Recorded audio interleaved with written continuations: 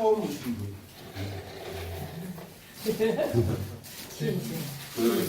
총 이번이 그 통국 코바디스에서 진행하는 세계 한국 진보정당 운동의 역사 네 번째 시간입니다.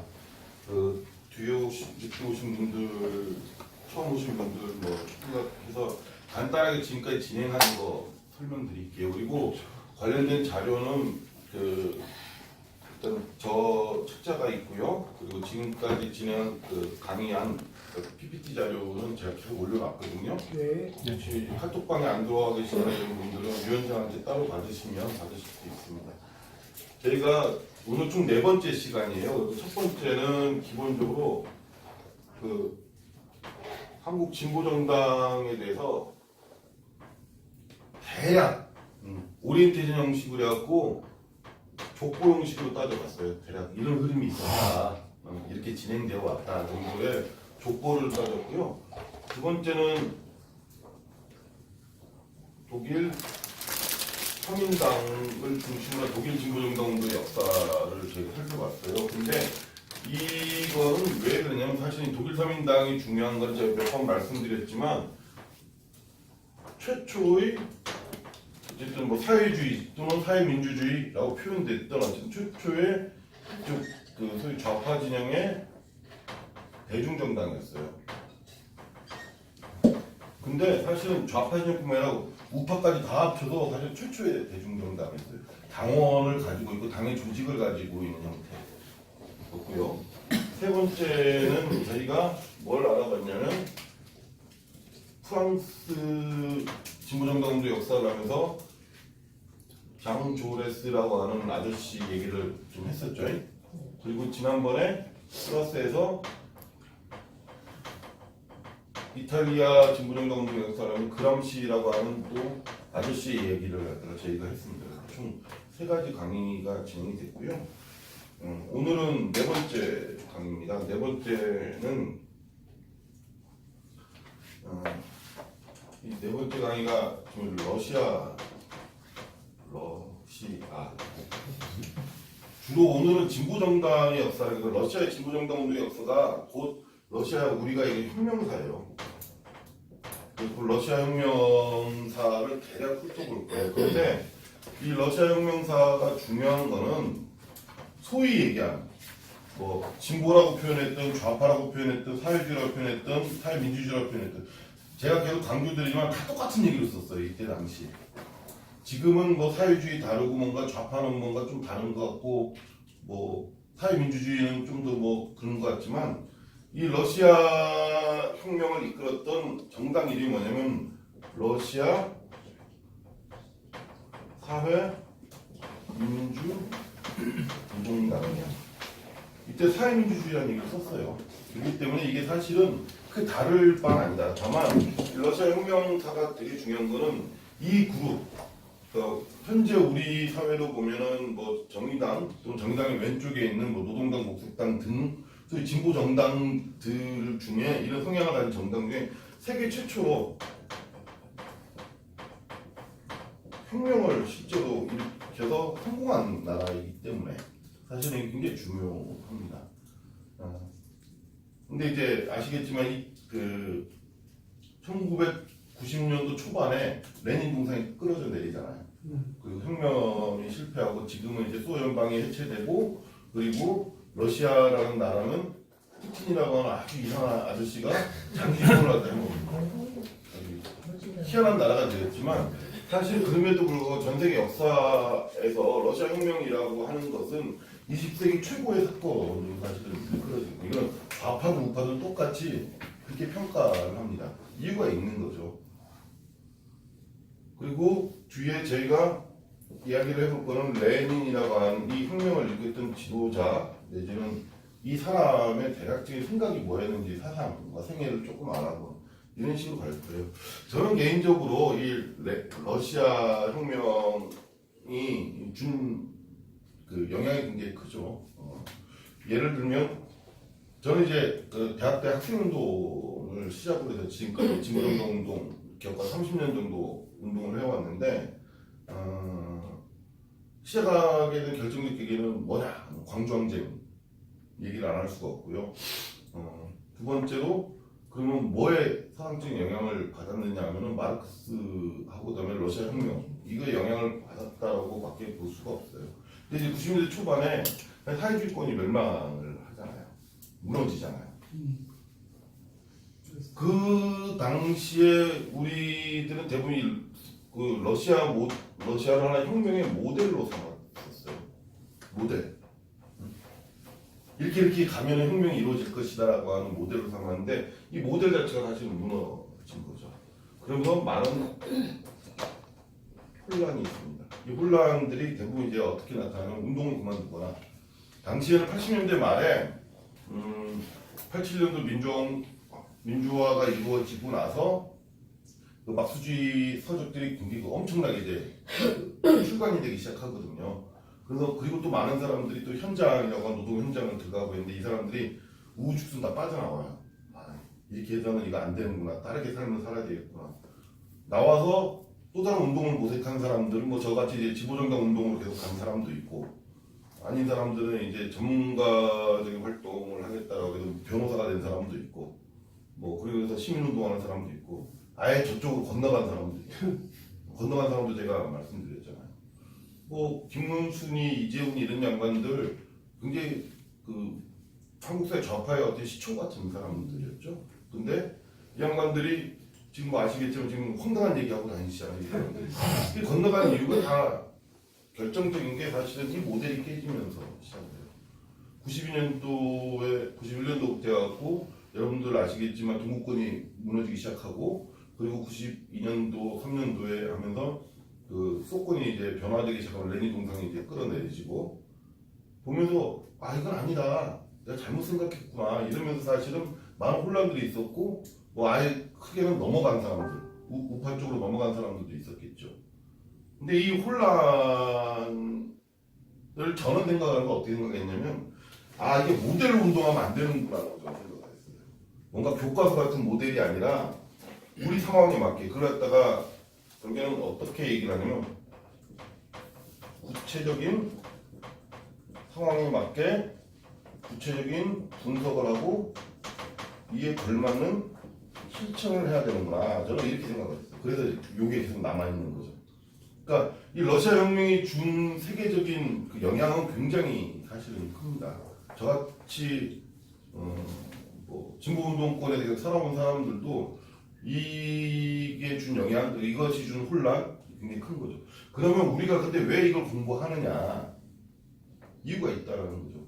그냥 단순히 혁명의 성공에서라기보다 지금 상황에서 사실은 반추해 볼 때 우리가 배울 게 있지 않겠느냐 이런 좀 고민들을 해보면서 사실 오늘 이 강의를 갖다가 준비를 했고요. 그래서 조금씩 이제 얘기를 좀 해보도록 이렇게 하겠습니다.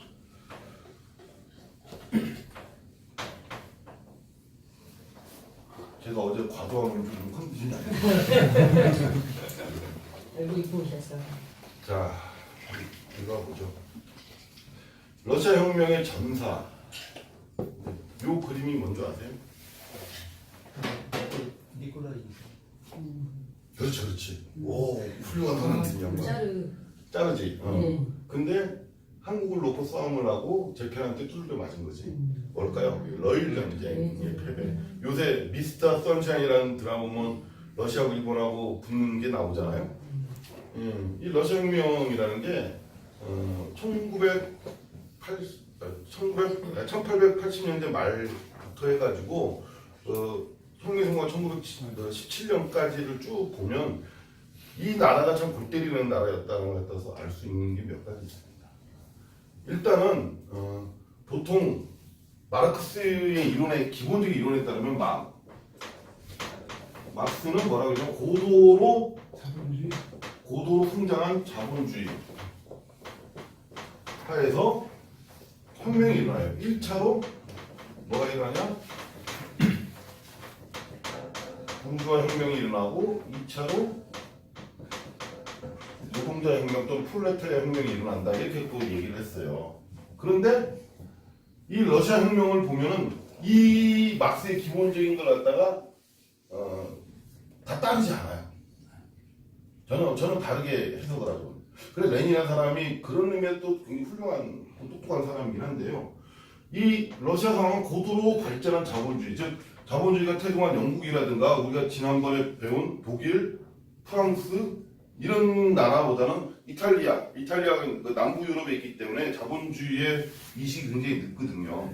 이런 거랑 비슷하게 사실 여기 같은 경우는 여기도 있지만 전제 군주 체제, 그러니까 군주가 힘이 굉장히 센 체제였어요. 그리고 여기서 황제 숭배 사상이 있었어요. 우리나라랑 좀 비슷한 거예요. 우리나라도 예를 들어 뭐 군사부 일체 뭐 이런 게 있잖아요. 그래서 임금이면은 그 아버지와 같다 이런 게 있잖아요. 여기도 똑같이 임금이 곧 아버지다, 짜르가 곧 아버지다 이런 생각을 갖다가 그 대다수의 러시아 민중들은 갖고 있었던 거죠. 근데 이제 자본주의가 늦게 이제 쭉그 영국에서 또 발전한 자본주의가 이렇게 러시아까지 이제 바람을 타고 와서 19세기 후반부터 산업화가 본격적으로 시작을 합니다. 그러면서 산업 노동자들이 생기죠. 공장이 생기니 거기 일하는 노동자들이 생기는 거죠. 그렇게 하다 보니까 도시 노동자 수가 1865년도에 70만에 불과했는데 20세기 초반 1902년도 3년도 되면은 200만으로 늘어나요.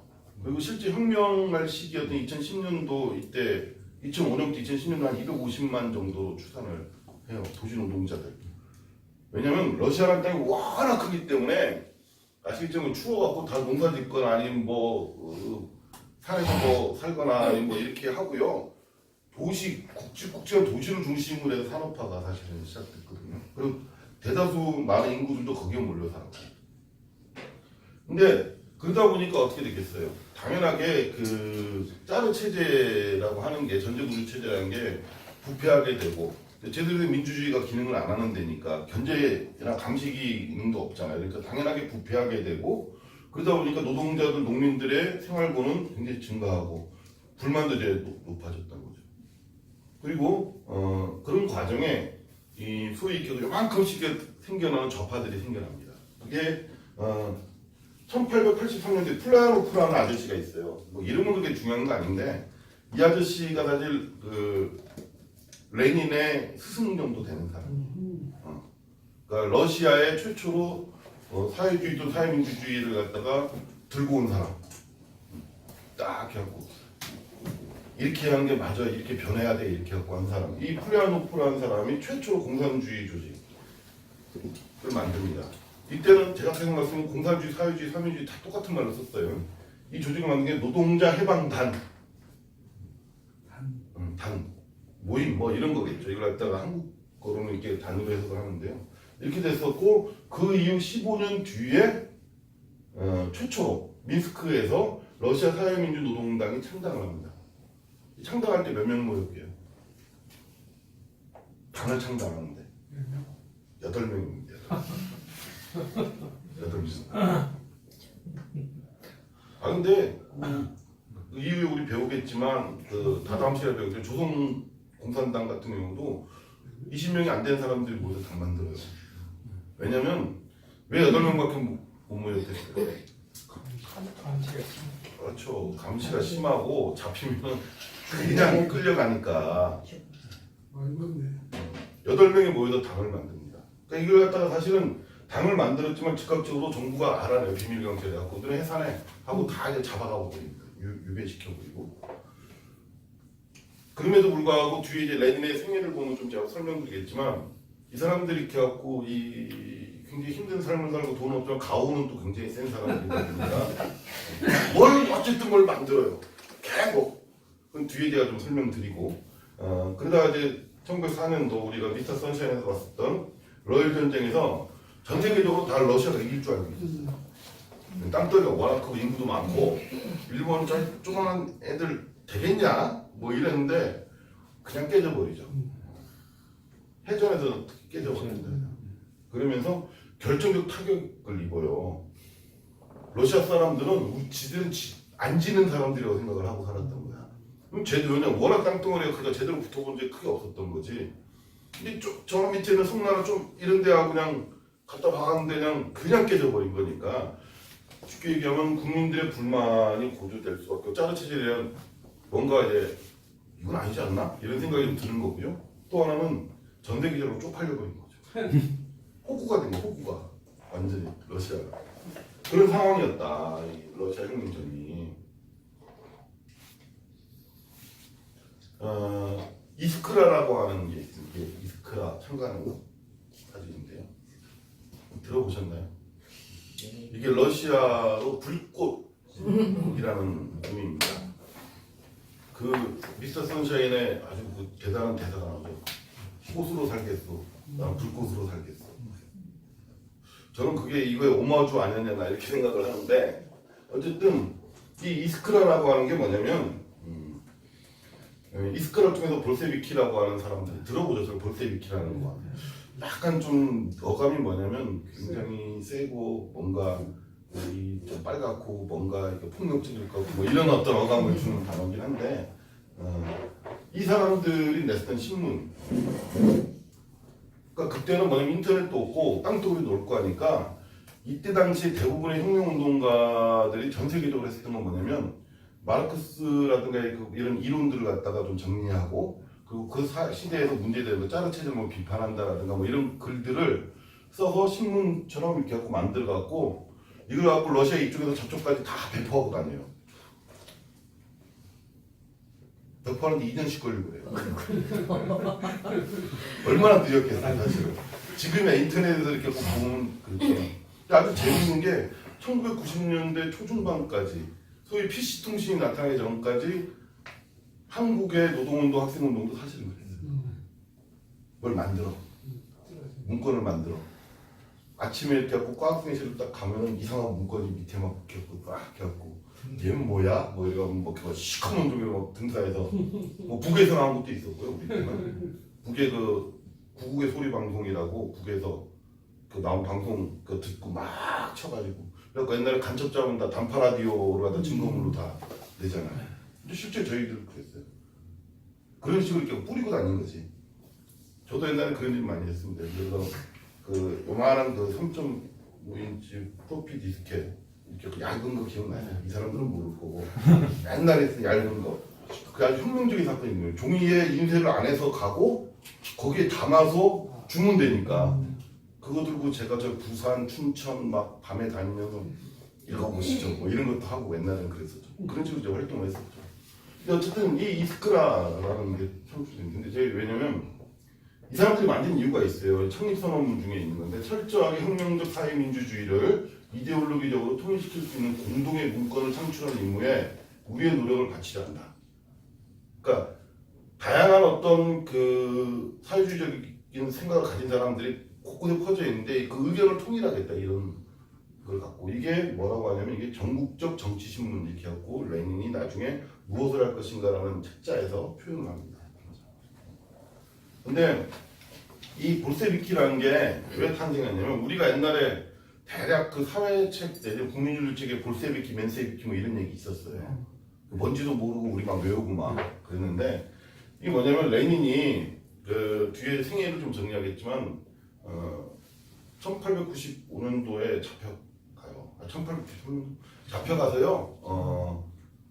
좀 개겼다고 잡혀간 거죠. 그 아까 플레어노프 아저씨하고 뭐 좀 만들고 좀 했는데 개겼다고 잡혀가서 1년 형기를 마치고 그 다음에 유배형이 있어요. 유배형.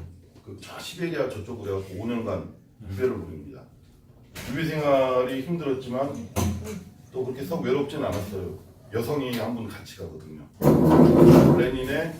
레닌과 나중에 결혼한 그룹스카야라고 하는 여성과 같이 이제 여성이 그 유배지로 따라갑니다. 거의 결혼을 하죠. 근데 이제 그러다가 1900년도에 이제 형기를 마치고 런던으로 이제 1차 망명을 가요. 레닌이. 그렇게 해서 여기서 이제 1903년도에 아까 사회민주노동당 1차 당대가 있었다고 그랬죠. 8명 모여서 한 거. 그리고 즉각 해산. 그러고 나서 막 암중 모델 가다가 그 선수들이 다 유럽으로 날라버려요. 그래서 런던에서 모여가지고 2차 당대회를 하는데 여기서 분열이 나타나냐면 요거 이 이스크라 이게 중요할 거 아니에요. 여기다가 자기 주장을 다 담으니까.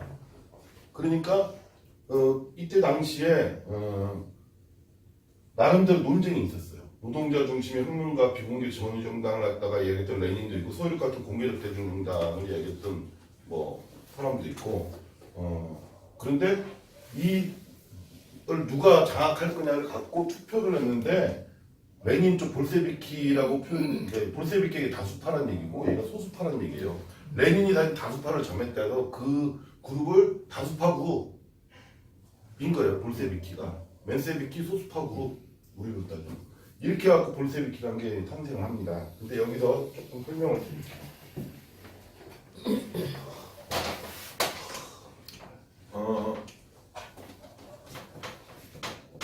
볼키 맨키가 있으면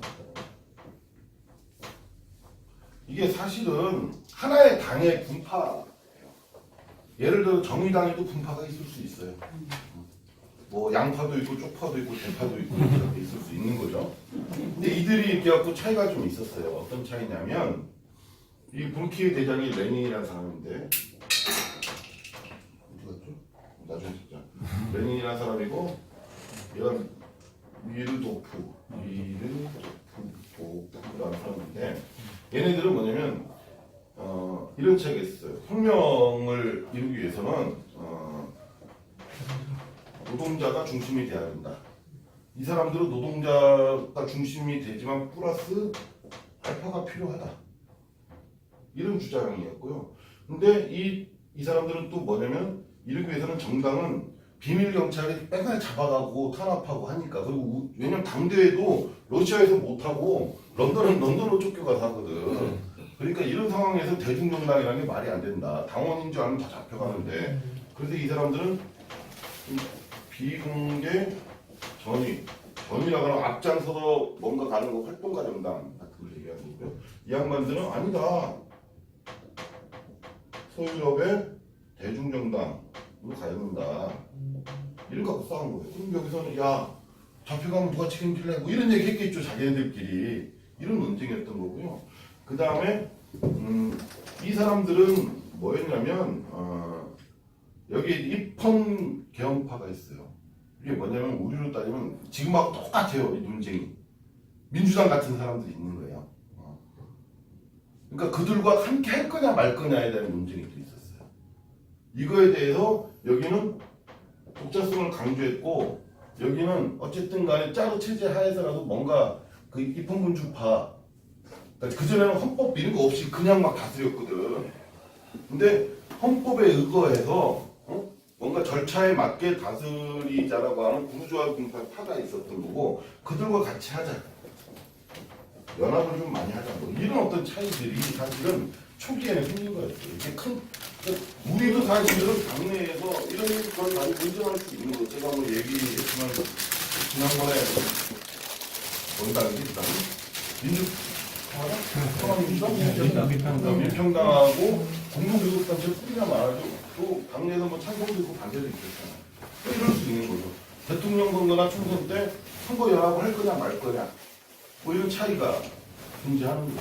이런 논쟁들이 사실은 상당 부분 옛날에도 똑같이 재현됐다. 근데 이 논쟁이 재밌는 거는 이 수업을 계속 들으시는 거 알겠지만 독일 사회민주당에서도 이 논쟁이 있었어요. 프랑스 서민당에서도 이 논쟁이 똑같이 있었어요. 이탈리아 어땠어요? 똑같이 있었어요. 이 사람들도 사실 별 차이가 아니라 그럴 수 있는 당시에는 사회주의 운동이 막 초기에 시작됐기 때문에 뭔가 원칙이 없는 상태에서 계속 부딪혀가면서 원칙을 만드는데 각 나라에서 비슷하게 이런 논쟁들이 존재했었다. 이거 대단한 차이라고 저는 사실은 보자면 물론 그 차이가 나중에는 뭐 서로 죽이니 살리니 막 이렇게는 해요. 서로 뭐 우리가 뭐 서로 좀 입장이 다른 뭐 개 XX 이러고 욕도 하고 뒤에서 막 그러듯이 뭐 그렇게 되는 거죠. 어쨌든 간에 이런 어떤 차이로 해서 사실 볼세비키라고 하는 사람들이 태어났고 이 사람들이 실제 해석하면 다수파이지 빨갱이는 아니다. 빨갱이라는 그 해석은 아니다. 넘어가겠습니다. 그러다가 이제 1905년도에 혁명이 이게 뭘까요? 피해 일요일이라고 하는 거죠. 1905년 1월 20일 날 가포온이라고 하는 러시아 정교회 신부가 빵과 평화를 요구하면서 근데 사실은 이 가포온이 나중에는 그런 얘기가 있어요. 첩자였다. 짜레의 첩자였다. 뭐 근데 이게 사실 확실하게 확인된 건 아닙니다만 이 가포온 신문을 필두로 해서 빵과 평화를 요구하면서 노동자들이 몇 명이 갔냐? 20만 명이 행진을 해요. 짜레 있는 궁전으로. 우리 짜른께서 우리 요구를 들어주실 거야. 이러고 그냥 가요. 가는데 짜르가 열받은 거지. 이런 XX들 하면서 총을 쏴버린 거야.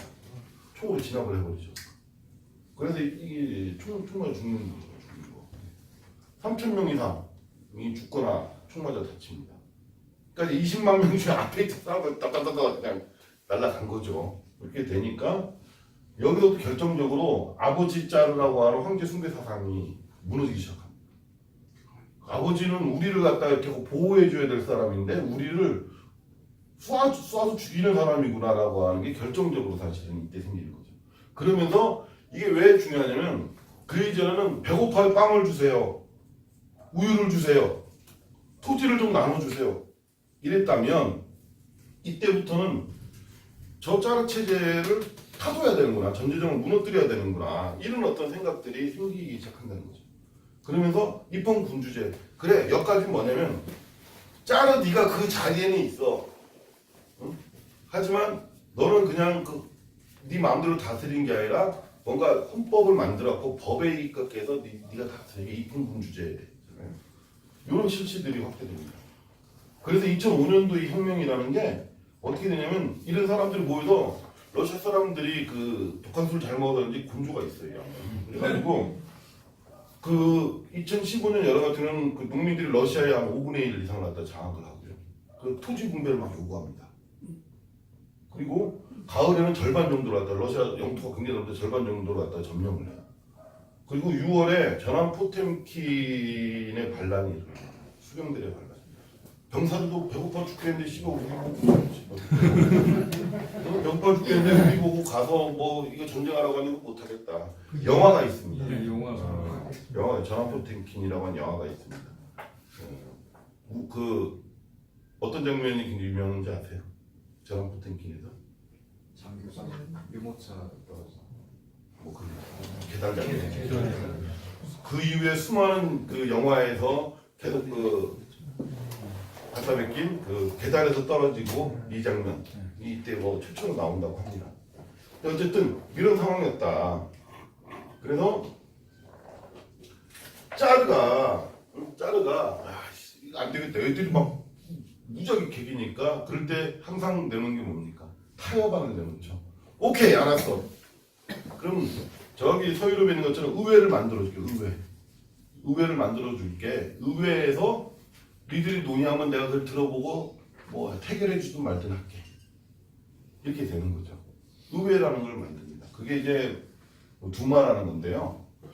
초기에 볼세비키는 두마의 참여를 보이콧하자라고 얘기를 합니다. 저거는 황제 짜르가 지 마음대로 해먹으려고 하는 뭐 이런 거야. 이런 거죠.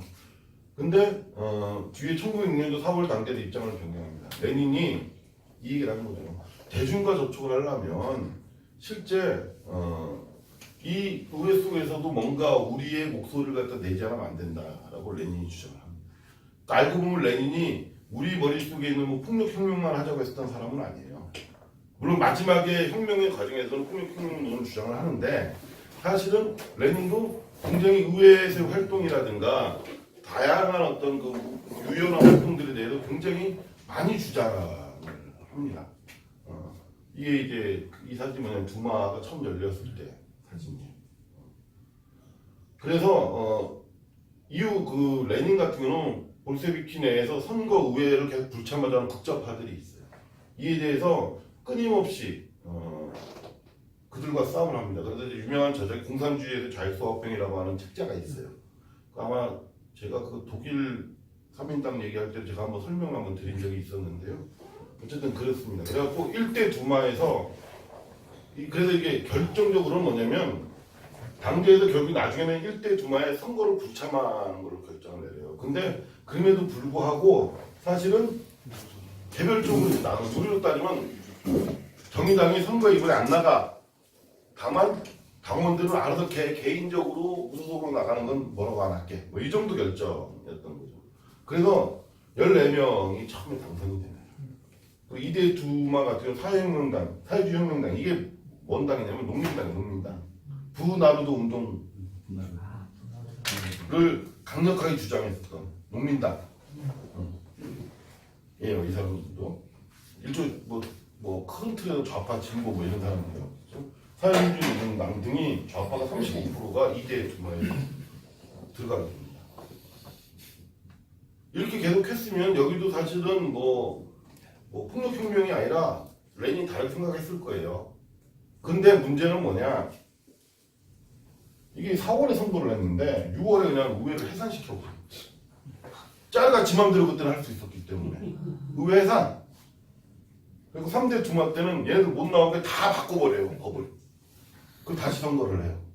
그래서 이 짜르 편에서는 쉽게 이렇게 갖고 우리로 따지면 뭐가 있을까? 새누리당, 자유한국당 뭐 이런 애들 같은 애들이 이게 9구 10월당 이름이 10월당 애들이 거의 대부분 다 장악해버려요.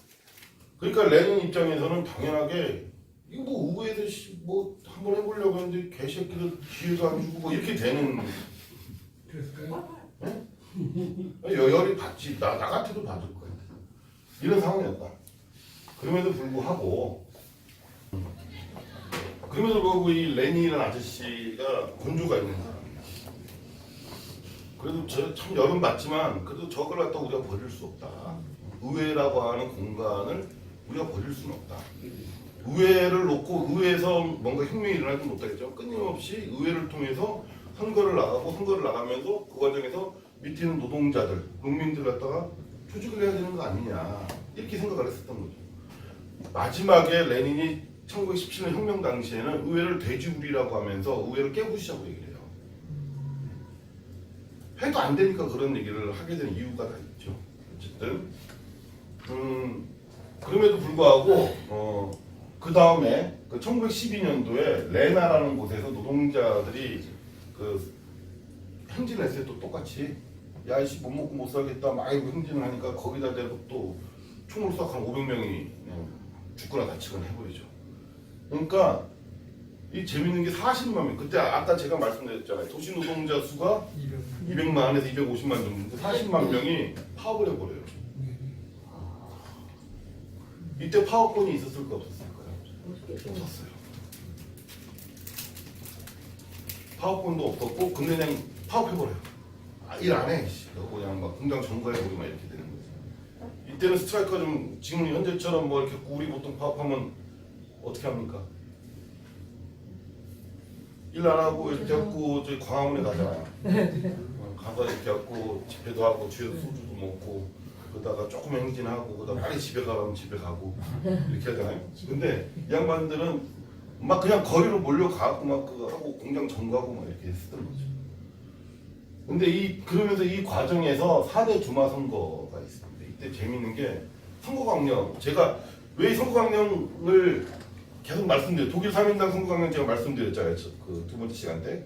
그리고 세 번째 시간 때도 사회당의 선거강령, 프랑스 사회당의 선거강령, 그 다음에 그 이탈리아의 선거강령, 그람시 주장들 갖다 제가 설명했잖아요. 비슷해요. 현재 우리도 선거 때 가서 막 주장하는 게 있을 거 아니에요. 내용을 가지고 그 국민들 설득해야 되니까 민주공화제 실시. 달라진 게 있죠. 입헌군주제가 아니라 민주공화제예요. 원체가 있을까요? 짜르를 몰아내자는 거지. 짜르를 몰아내자는 거지. 이거는. 그죠? 그 다음에 8시간 노동제. 사실은 우리가 8시간 노동제를 실질적으로 이루는데 이번에 52시간, 주 52시간으로 만드는 데까지 이 시간은 너무 엄청난 시간이 걸렸던 거예요, 사실은. 그때 주 8시간. 지주 토지의 완전 몰수. 막 거기는 어떤 데냐면 총 가지고 돈 있는 놈이 그냥 땅벌이 오가는 걸 그냥 가서 점령해버리는 거예요. 내 땅하면 끝이에요. 그게 지주예요. 그리고 그걸 갖다가 짜르가 그냥 막 써주는 거야. 이거 네 땅에, 저거 네 땅에. 그러면 고맙다고 짜르한테 돈 주면 짜르는 그거 갖고 쿵청망청 놀고 이렇게 했었던 거죠. 근데 이거 안 된다. 말이 안 되는 거다. 우리는 원래 거기 농사 짓고 있는데 갑자기 어느 날 지주가 나타나고 그게 지 땅이라고 하는데 말이 되냐. 이렇게 되는 거죠. 그렇게 해서 이 선거강령을 만들고요. 아까 그랬죠. 3대 두마 때 어떻게 했다고 그랬어요.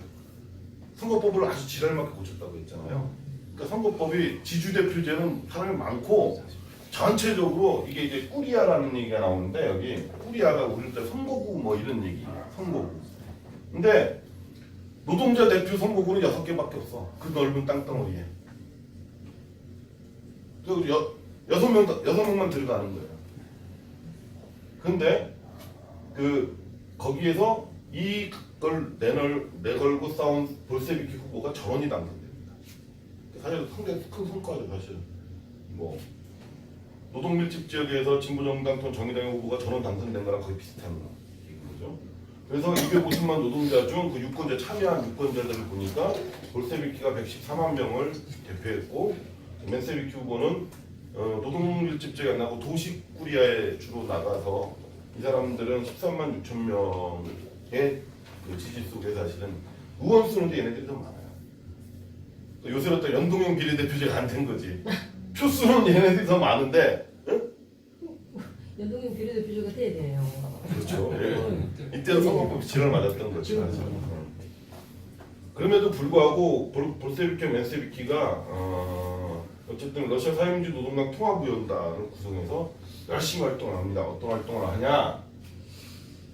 이게 노동자들 투쟁하는 거에 이렇게 의원들이 막 가는 거예요. 이게 혁명적 의회주의 뭐랬냐?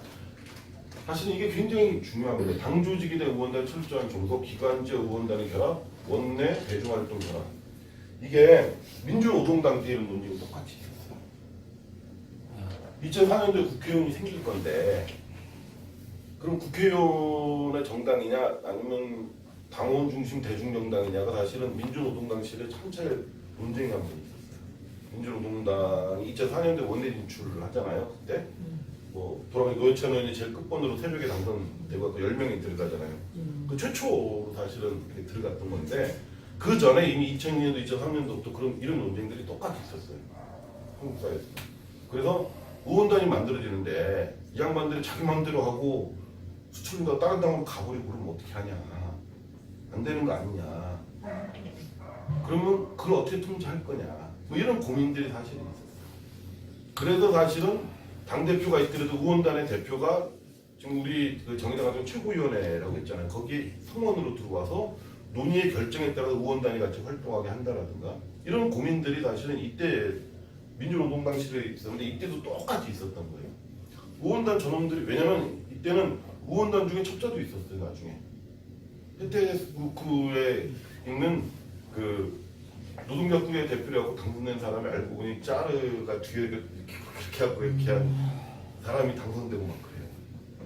뭐 얼마나 공작을 많이 했겠어요. 사실은. 그럼에도 불구하고 그런 고민들이 있었다. 그다음 두 번째 의원단 이때 아까 제가 말씀드렸잖아요. 실제 정당이 어떤 조직을 갖고 있을 수가 없어요.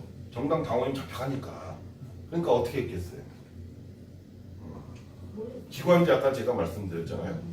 이스크라 그 뒤로는 이제 프라우다라고 하는데 이런 것들을 내서 당의 입장이 나올 때 이걸 의원단이 보고 잘 따라야 된다. 이런 얘기. 그리고 국회 의회 내에서만 얘기하지 말고 실제 대중활동을 열심히 한다. 즉 다시 우리로 따지면 국회의원들이 뭐 물론 국정감사권 거기도 열심히 해야 되겠지만 실제 바깥의 싸움인데도 더 적극적으로 결합해서 우리를 갖다 지지할 수 있는 풀들을 넓게 만들어라 뭐 이런 얘기라고 보시면 돼요. 근데 이게 사실 이 얘기도 현재 우리가 맞닥뜨리고 있는 고민 지점들과 또 연동이 되는 지점을 이미 100년 전에 이 양반들이 했었던 거죠. 근데 이 볼세비키 의원단하고 그때는 이제 이 신문이 뭐냐면 이제 프라우다라는 거예요. 프라우다라는 건데 노동자 투쟁 이렇게 해갖고 연결된 게 사회보험을 갖다 도입하는 투쟁을 실질적으로 합니다. 그래서 왜냐면 의회 내에서는 이 양반들은 소수파니까 근데 다수가 갖다 움직이게 되는 거예요. 왜? 다수가 왜 움직였어요? 데모를 하니까 이 사람 힘만 갖고 안 되는데 요 신문을 만들어 갖고 막 이게 필요하다라고 이야기를 하고 엄청나게 데모를 해대고 같이 연합해서 싸움을 하니까 이게 이제 결국엔 도입의 가능성들을 갖다 높일 수 있는 계기가 됩니다. 그런데 이 프라우다라는 신문이 그러니까 하루에 4만에서 6만 부가 배포가 되고요. 굉장한 거예요 사실. 정의당이 민주노동당의 시절에 진보 정치라고 있었어요. 근데 그게 한 2만 부가 안 나갔어요. 근데 실제로 하루에 그것도 민주노동당 시절에 그 진보 정치라고 하는 기관지는 주간이었는데 3만에서 6만 원에 판매. 일본에 공산당이라는 조직이 있습니다. 일본의 공산당 공산주의 조직이 아니에요. 많은 공산당인데 내용적으로는 유럽 삼인주의 정당으로 옛날에 정리를 했어요. 근데 이 사람들이 뭘로 먹고 사는 줄 알아요? 뭘로 정치 활동하는 줄 알아요? 그리고 이 사람들은 몇 명한테 꼭 원내에 있어요. 이유가 뭔지 알아요? 적기라고 하는 신문을 팔아요, 이 사람들. 이게 똑같은 짓을 하는 거죠. 일본 공산당도 사실은. 근데 적기가 20만 원. 엄청난 거예요, 사실은. 그리고 여기 보면 매일 30억 이상의 노동자들의 투고로 채워졌고, 페체르스부르크까지에서 그 제일 공업 도시인데 여기서 노조 18개, 15개, 모스크바 노조 13개, 10개가 프라우다 네, 그 연계돼서 활동을 하고 실제로는 당원 수가 얼마 안 되지만 얼마 안 된다라고 하죠. 물론 뭐 비밀 당원까지 합치면 1905년도 이후에 한 15만까지 갔다가 완전 무너졌다는 얘기도 있지만 어쨌든 간에 정해 프라우다를 맨날 보는 사람이 수천 명의 노조 간부들과 3만에 5만의 사람들이 매일 봤다라는 그만한 대중정당이 있다는 거죠. 그리고 지역구 활동 열심히 강조했고 이 사람 그래서 내가 왜 이 얘기를 드리냐면 그 책자에도 나와 있는 얘기인데 레닌이라는 아저씨가 그렇게 뭐 이렇게 갖고 뭐 무조건 뭐 칼 들고 피 막 하고 막 이런 것만 뭐 좋아했던 아저씨는 아니다. 상황에 맞게 사회를 어떻게 구성하고 어떻게 바꿀 것인가를 끊임없이 노력하고 고민을 해서 할 수밖에 없었다. 라는 걸 좀 말씀드리게 얘기합니다. 그러면서 이제 혁명 전야. 멋있다. 멋있나요? 파업전에 같아요. 파업전에. 이 멋있어요. 1905년도 혁명 이후에 사실은 그렇게 장악을 하고 했는데 1907년도 되면은 이제 진압이 돼요. 진압이. 군대 보내고 진압을 해버렸잖아요. 그리고 나서 레닌 같은 사람 도망가고 다 도망갔지 뭐 그런 상황이었는데 그리고 나서 1914년도 1차 세계대전이 있잖아요. 근데 이 1차 세계대전 전에 7월 달에 노동자들이 막 파업을 막 일으켜요. 못 먹고 못 살겠다. 우리도 우리의 권리를 달라. 뭐 이러면서 싸움을 막 해도 막 그 들불처럼 막 번지는데 전쟁하기 전에 뭐 합니까?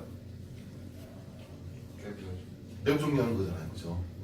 그 왜 박근혜가 저기 계엄령 선포하려고 했을 때 뭐 하겠어? 어디 딱 장악해놓고 위험한 놈들 다 잡아가고. 촛불에 보니까 그렇지. 똑같은 짓 하는 거야. 만약에 그거 했으면은 지당 문 닫고 나 튀어야 되거든. 진짜. 지당 문 튀어야 돼. 왜? 농담이 아니라 지당 공동대표는 저기 옛날 그 인혁당 그 시기 아들이고 공동대표 하나는 옛날에 나쁜 짓 해갖고 감옥 갔다 온 그 이상한 사람이고 그러니까 여기 지금 문 닫고 튀어야지 이제. 형사가 지당을 부탁한다. 이제 실제로 그렇게 되면 어떻게 되겠어요? 미리 프라우다 사무실 급습해갖고 다 신문도 못 내게 하고 언론 통제에 들어가는 거죠. 그리고 말 많은 사람들 어떻게 해요? 잡아가두자. 프로세큐는 잡아가 시베리아로 보내버리는 거죠. 뭐 이런 식을 합니다.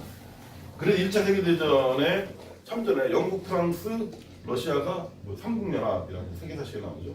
독일, 이탈리아, 뭐 스페인이 뭐 이렇게 갖고 이제 1차 세계대전 딱 붙죠.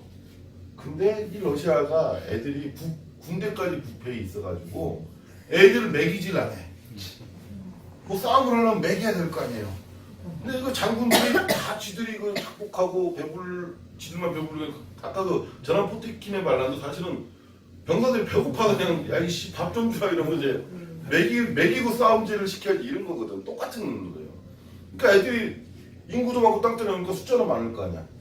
근데 가면 지는 거야.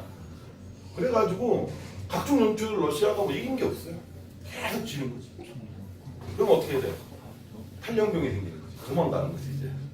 그리고 전시니까 어떻게 해? 막 돈을 갖다 막 어쨌든 물자를 막 만들어야 되니까 국민들은 어떻게 되겠어? 배고파 죽을 거지. 물가는 인상하고 그래서 물가 인상 그다음에 생필품 부족, 노동자 민중도 못 살겠다. 근데 쟤는 왜 전쟁을 하는데 이기지는 못할 전쟁은 이렇게 되는 거예요. 처음에는 원래 모든 전쟁이 그렇습니다. 전쟁을 딱 시작하면 딱 뭉쳐요. 민족주의로. 씨가 한번 붙자 뭐 이렇게 되는 거지. 근데 하다 보면 어떻게 돼?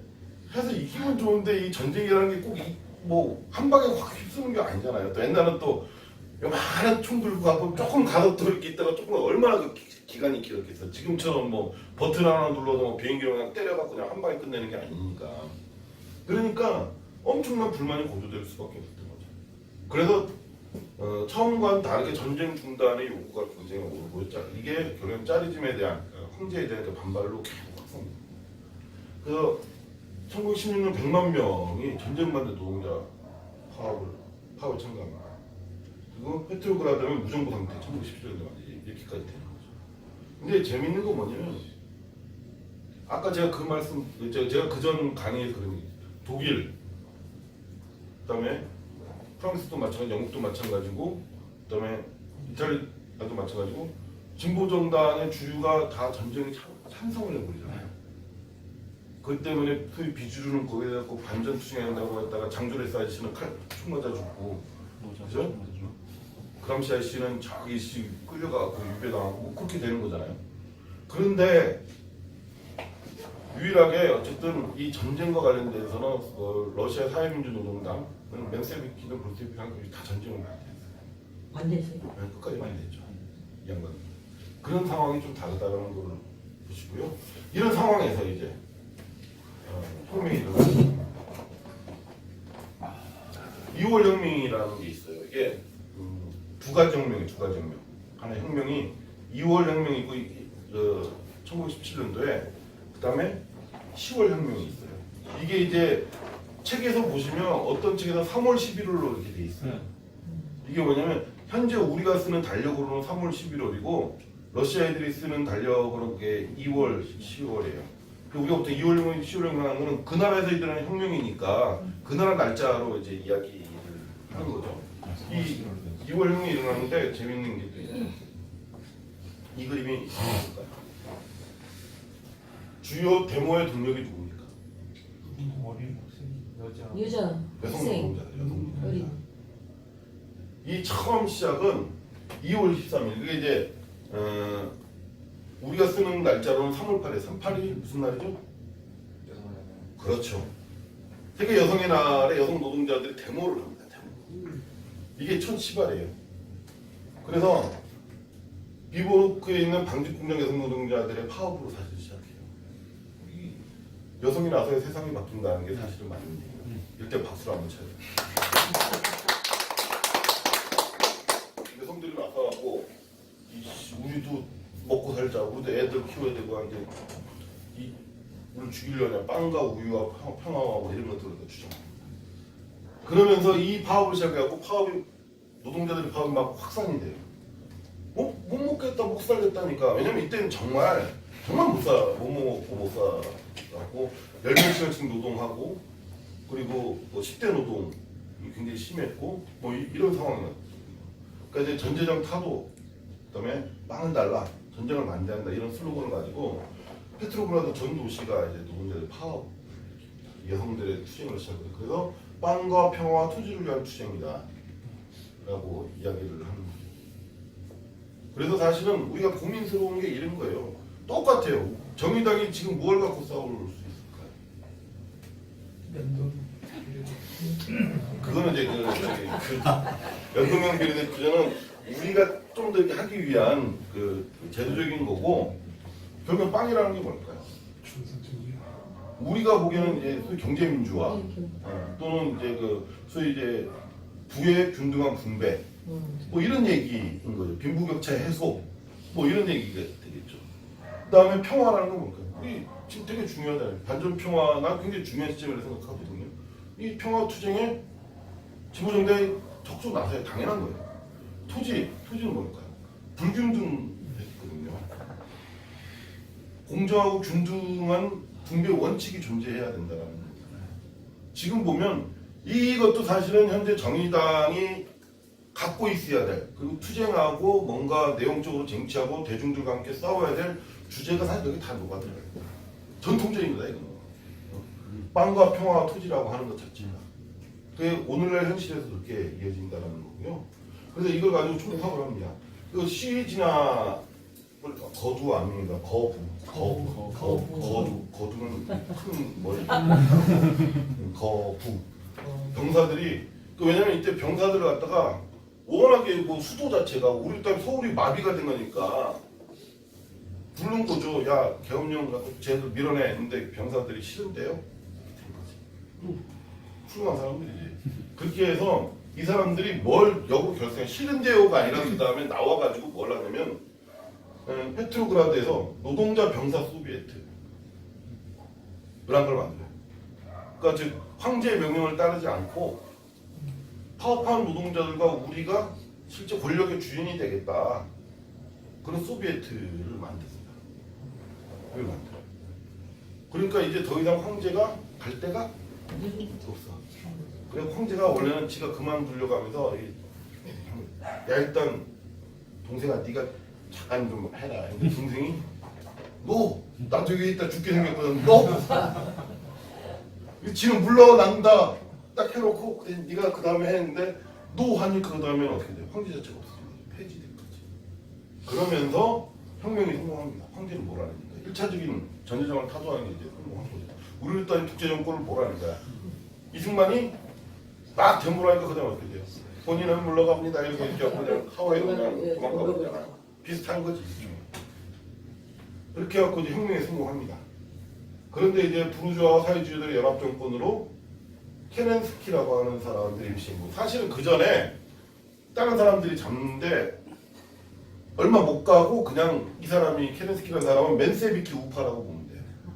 유일하게 개별로 입각한 사람인데 이 사람 정권적이고 그리고 이 사람 정권이 실제 임시정부 역할을 하게 됩니다. 황제가 없으니까 그럼 뭐가 되겠어? 임시정부가 있어야 되는 거지.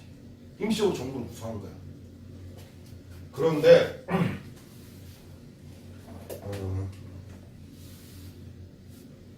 이 아저씨가 이렇게 젊었을 때 케넨스키 아저씨예요. 늙었을 때 이렇게 안 생겼겠지. 젊었을 때 잘생겼어. 아 이런 얘기 하지 말래.